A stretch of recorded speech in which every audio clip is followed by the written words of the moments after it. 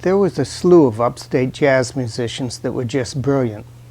To name a few, there was Sal Nistico and Joe Romano on tenor saxophone, and Vinny Ruggiero on drums. I knew Vinny from Rochester as he used to drag me out of trumpet lessons to play jam sessions with him. I was able to play with Philly Joe Jones when I was 16 due to Vinny's tutelage. Joe Romano was a gas, and he'd allow us to sit in with him where he was working, or we would hang out all night listening to Joe play. Sal Nistico I met later here in New York. I was living in Long Beach, Long Island, and we'd go running on the beach, and then I would cook pasta and we'd hang out and eat and play and talk about music.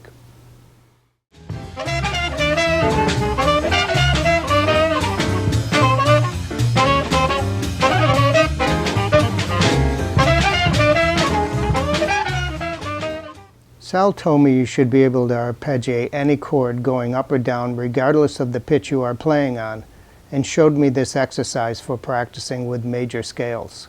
You see, when you improvise, you aren't starting on the root of the chord you are playing all the time. So Sal's theory was to not start on the root to practice arpeggios, but rather on the lowest note of your horn for that particular scale. We'll start on the easiest scale, or let's say the first Western scale you normally learn, that being B-flat concert or C major on the trumpet. The lowest note in the scale of C you could play on the trumpet is a G, so that's the note we'll start on. Arpeggiate upwards in thirds until you reach G at the top of the staff. Then go back down the scale. You can resolve this if you'd like to, as I do, or not.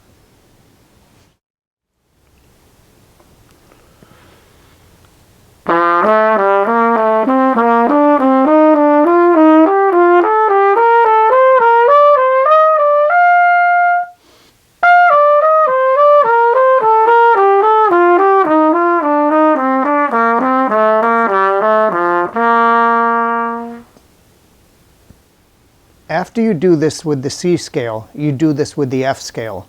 Only one note changes. The B in the C major scale becomes a B flat. The C scale now becomes a C dominant scale. The seventh note in the C scale is flatted from a B natural to a B flat, and this B flat is now the fourth note in the F major scale, or the seventh note in the C dominant scale. The C dominant scale is the F major scale, starting on its fifth degree. Here's the F major scale starting on a G.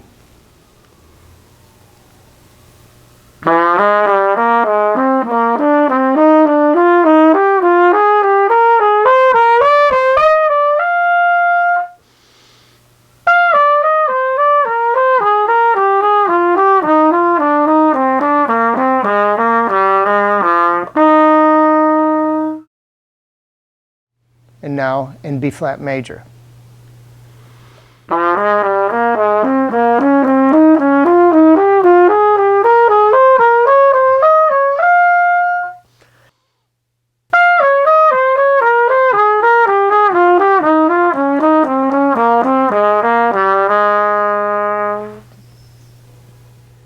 You continue this cycle of practicing scales in a circle of fourths, so you do this exercise on C, F, B flat, E flat, A flat, D flat, G flat, B, E, A, D, G, and back to the C major scale.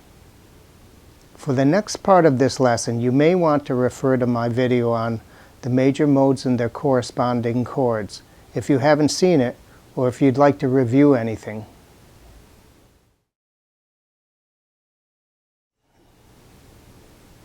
After a week or so, or when you feel comfortable, go up another third so your arpeggios will be reaching a fifth, like this.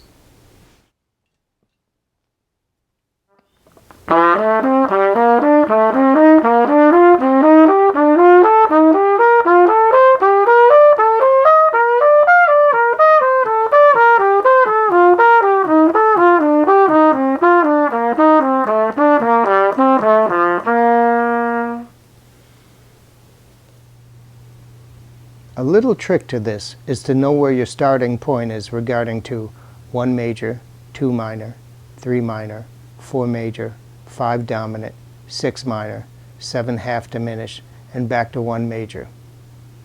You can print this out on paper and keep it on your music stand as you practice, but eventually it should be memorized.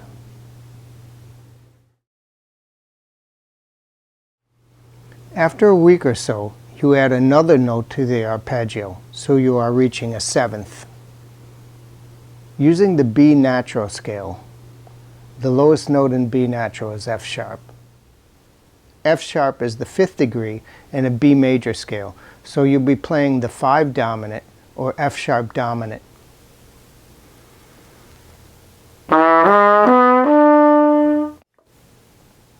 Next is 6 minor or G sharp minor.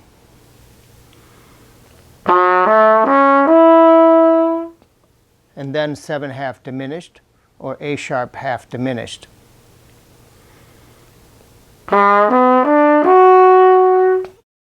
Then you're home free with a 1 major or a B major arpeggio.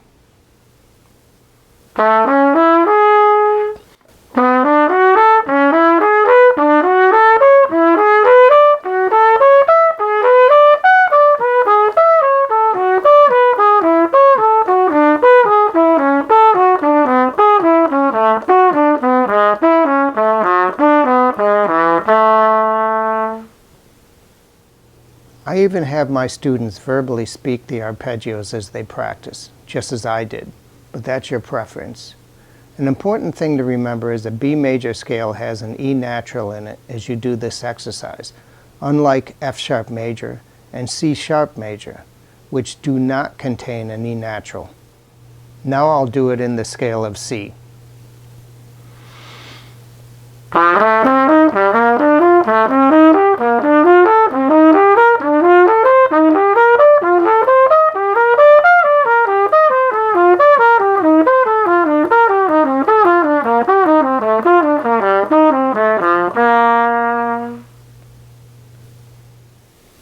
Well, thanks for watching. This is a great exercise to get a feel of where you are on your horn at any pitch in any scale. If you have any questions or comments, don't hesitate to ask in the comments section below. Also, feel free to subscribe to my channel for updates on my newest jazz video lessons.